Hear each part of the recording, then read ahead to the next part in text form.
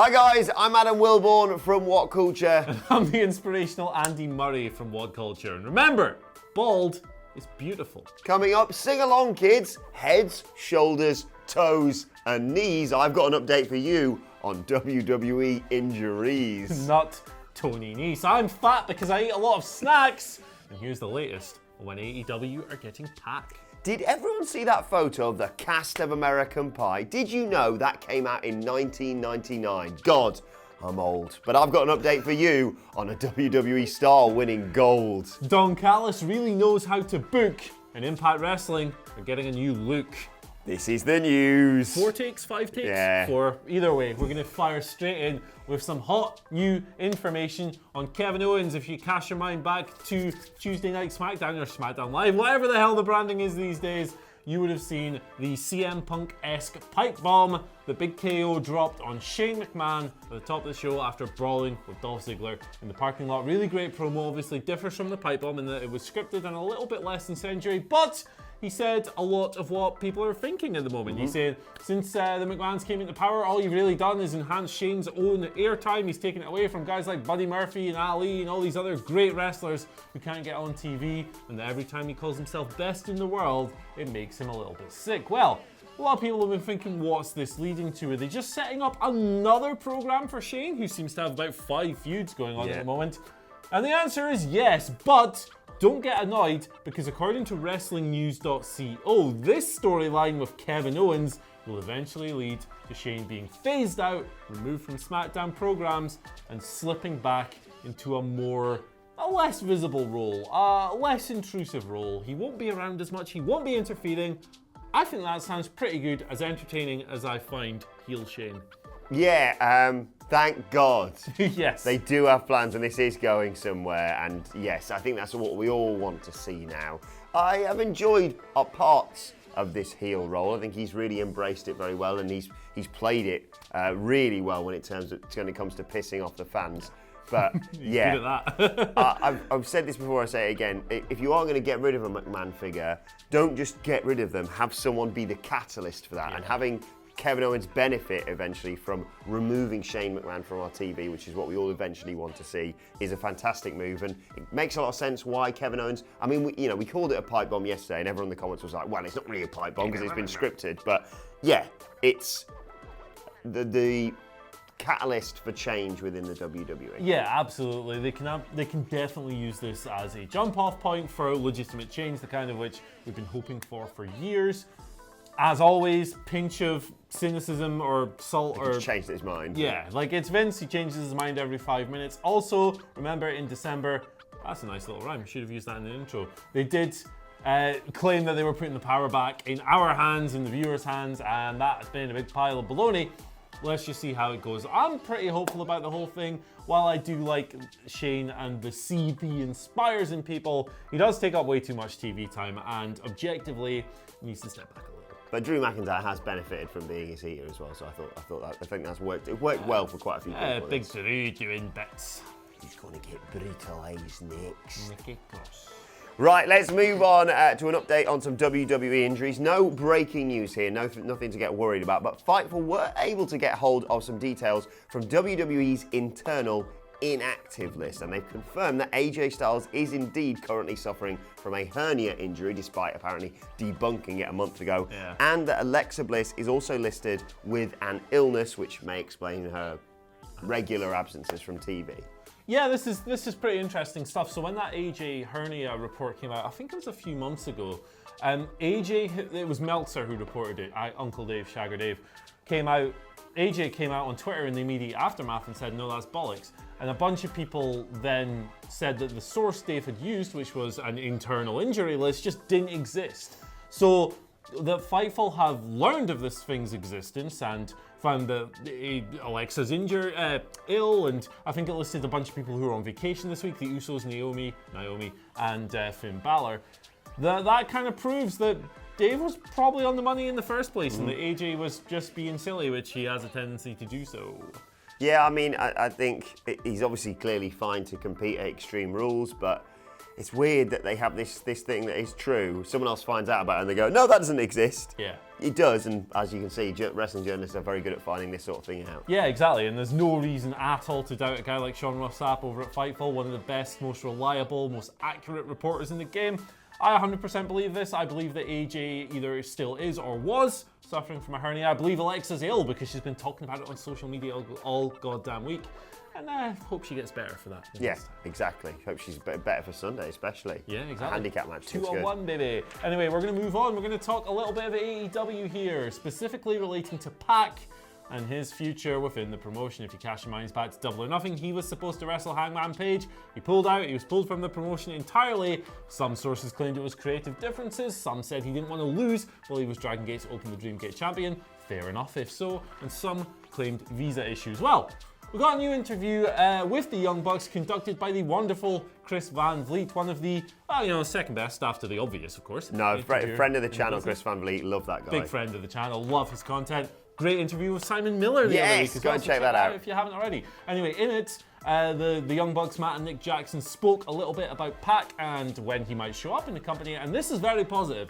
I'm just going to read the quotes here. I've kind of mished Matt and Nick together here to come up with a mega quote, but it's all verbatim. Some people can't even tell the difference between Matt and Nick Jackson anyway, which is kind of mental because they don't really look that similar. One's got black hair and button chops. But anyway, here's the quote. He's coming. Good start. Like Otis Dozovic, he's coming. They didn't say that. I mean, eventually, yeah, he's coming through. We're pretty much at 99%. It's a work in progress. It's obvious that Matt and I are big fans of his. We met him like 10 years ago over in Japan, so we'll always have ties with him, and we want to work things out with him. It's a priority for us, and I think we're going to make this thing work. 99%. That's good stuff. Sounds absolutely promising, that, and I think he's one of the biggest signings that AEW still need to make. Yeah. I think he would be a superstar for them. Look, they're doing great stuff already. Of course, they've got a pay-per-view this weekend. But he would just be the cherry on the icing on the cake for me. Yeah, the thing that strikes out for me looking at the top AEW roster at the moment is that they really need some high-level heels. They've got Chris Jericho, obviously, but Cody's doing this thing where he kind of flits between heel and face, which isn't necessarily a problem. He played heel in the Dustin match and then was immediately one of the biggest baby faces in the company when he did that I need my older brother thing, which I loved. I'm not taking the piss, by the way. The Young Bucks are kind of doing the same thing. Kenny Omega is playing a baby face. That's Hangman Page, again, a baby face. So that's, out of your 5 top acts, 4 of them are effectively either good guys or kind of flirting around the alignment scale. They and really MJF needs a bit of time. You want him to slowly build 100%. He's one of the best heels in the business, but he's not quite at that. I love you, MJF. Either way, we need PAC. He's one of the best heels around. I would love to see him. Yeah, get him in there ASAP, AEW. Right, let's move on and go back to WWE. And congratulations to Roman Reigns, who's become the first WWE superstar to win an ESPY. That's when he shines it. Do this for the rest of this story. Oh, this makes a weird noise. He took home best WWE moment for his return, of course, following illness at last night's awards ceremony. So massive congratulations to Roman Reigns. Obviously, there was several contenders in there. I think Becky Lynch was nominated as well. But 100% well deserved. It was a lovely moment, and it's fantastic news for him to take home an ESPY. Yeah, absolutely. For me, I don't know how that was the kind of moment that no creative room can manufacture. Nobody can script. Nobody can come up with. And even WWE can't ruin. Yeah, exactly. Like a man coming back from a life-threatening illness, a career-threatening illness, a miraculous recovery. It's the most emotional moment of the year. For me, the best moment of the year so far in any company. Good on Roman Reigns. I really hope WWE find a way to present him in a better light than they have since he came back. The run hasn't been great, but that moment was outstanding. Love the guy. Well deserved for me. Yeah, absolutely. Walk to the ring with it alongside The Undertaker on Sunday. Oh my goodness. Shall we pivot over to Impact Wrestling? We've spoken quite a fair bit about them this week. Slammiversary, big hit. LAX, of course, potentially leaving. And Johnny Impact. These guys, they're all over the place at the moment. We had, of course, Impact mega fan, WhatCulture mega fan. I can never pronounce this guy's name right. Is it? Sonny Cauliflower. Sonny Cauliflower. Good stuff from him. earlier this week. However, we got a new update from PW Insider. At the moment, Impact have been shopping all over the place looking for a new TV deal because Pursuit has been a disaster. According to Voices of Wrestling, they're going to go over to Access TV. That's the company ran and owned by Mark Cuban, who of course owns the Dallas Mavericks and a number of other enterprises as well. We've also got PW Insider now claiming that when they do move, whenever that may be, Impact will undergo another image change, their latest in a long line of fresh starts. They're going to come out with a new logo and hopefully have TV come through with a new fresh deal. Good, and a fresh start again for Impact Wrestling, but this one does seem like a bit of a new dawn. Yeah, fingers crossed. Right, let's move on to your Twitter questions at WhatCulture WWE if you want to send them to us. Me the 6, you the 9 starts us off saying, this past season the NFL instituted commercials without cutting away from the game, picture-in-picture, audio being the commercial. Do you see WWE implementing this as a way to still have the ads without destroying the product? Now, of course, they already do that on SmackDown. Yeah, they do. I think that would be the thing that might work best for something like Raw. Yeah, I think that it would really help keep the flow of the show together a lot more. It can give you something else to focus. You can still focus on wrestling while adverts are happening, basically, as well. I kind of liked what they did with SmackDown this week, in that they didn't have any goofy 2 out of 3 falls match. There were no restarts either. It was just a bunch of shorter, more concise matches. None of them were over 10 minutes. Yeah, you're going to miss out on the odd banger here and there, but to be honest, I would probably rather have a nice flowing show with 4 good matches rather than 3 that are cannibalized by 2 out of 3 falls and restarts and commercials and like 1 amazing main event. Personally, I'd rather have that, so let's see what they do. Second question today comes from My Timmy McGee on Twitter, who says, if you could set up 2 long-term championship storylines, one for the women and one for the men, that kick off after SummerSlam but pay off at Mania next year, what would they be? How about we split this? You do women, I'll do men. Cool, I will do the... That's going to be cut, isn't it? I'm going to do the SmackDown Women's Championship program. I'm going to start immediately. I'm going to have Bayley lose the belt at Extreme Rules. Alexa Bliss is going to take that off her with some heel crap. Alexa Bliss is then going to lose it back to Bayley at SummerSlam via like an earnest victory.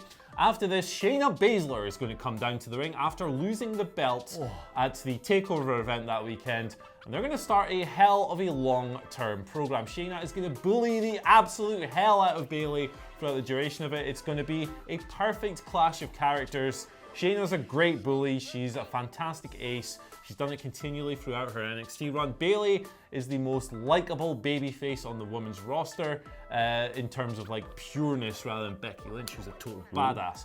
I think it would be a great contrast, a great WrestleMania match, and I'd love to see it. I'm struggling for mine. My only thing is I know that it has to end with the end of WrestleMania being Daniel Bryan being crowned WWE champion. So I've sort of tried to work backward from that, and also being crowned obviously as a babyface. Yes. Sod all the Saudi Arabia stuff. That has got to be your end point now. I know we've had a fun bit with him turning heel and then dropping the title to Kofi and what have you. I think you have to have him. I mean, slowly transitioning from being a heel into a babyface in time to win the Royal Rumble. That needs to happen as well. And, I mean, I'd still like to see The Miz versus Daniel Bryan in the main event of WrestleMania.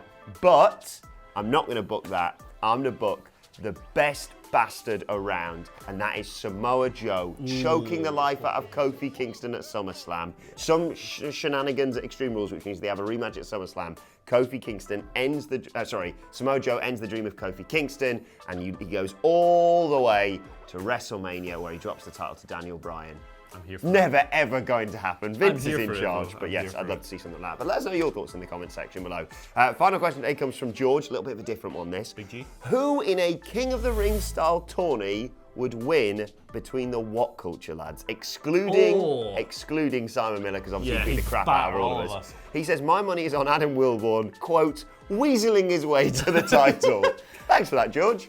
It's a tough question. If we're doing it on a single night, I think endurance comes into it now. Yeah. I'm a hard bugger. Look at me, man. I'm made of solid granite. I could batter anyone in this office in one punch. However, my cardio is abysmal, so I'm going out in the second round. Yeah, I could see you weaseling, craftily, kind of squirming through. I've seen you play football. You're a very crafty man. But I think if we're talking endurance and so forth, I could see Adam Cleary doing very well as well. He does the Great North Run and all that as well, yeah. I think Jules would talk a big talk and then get slapped around. Sorry, Jules. I'm going with Adam Nicholas though. He's the fittest man. He's the most beautiful man as well. I think he could probably throw a punch or two. He could probably hit a pretty convincing choke slam as well. I'm going with him. Or Michael Sidgwick. That guy. You don't mess with that guy. He's seen some stuff. I'm going The Rock style. Phil Chambers heel turn in the main event. Oh yeah, Phil actually knows how to wrestle, so there you go. Right, let's move on to today's and finally, and we don't have to cut away or do anything because we've been sent something from, I think we've got to say a massive thank you to Chelsea Silvers of Urbandale, Iowa. Now, we've been talking a lot about crap wrestling figures and showcasing them. Chelsea has been kind of from Iowa, from the US, so to send us these, I mean, truly dreadful. They're so small. Look how small they are. They're probably loose focus. But they are we keep showing the sort of really crappily drawn Undertaker and Triple H figures, and now we know why. Because their faces, let's use your face as an example, are, I reckon I could fit that up my nose. I mean... No, okay. That could be the loser of the Kingdom. Yeah, but thank you so much for that, Chelsea. If you want to send us any more crap wrestling stuff, I love this. Can I just get in touch. We're going to put them on there. You probably won't be able to see it, but we'll move them around each news, and you have to try. The game will be you have to try and spot them. the Undertaker and apparently Triple H with a really receding hairline. Yeah.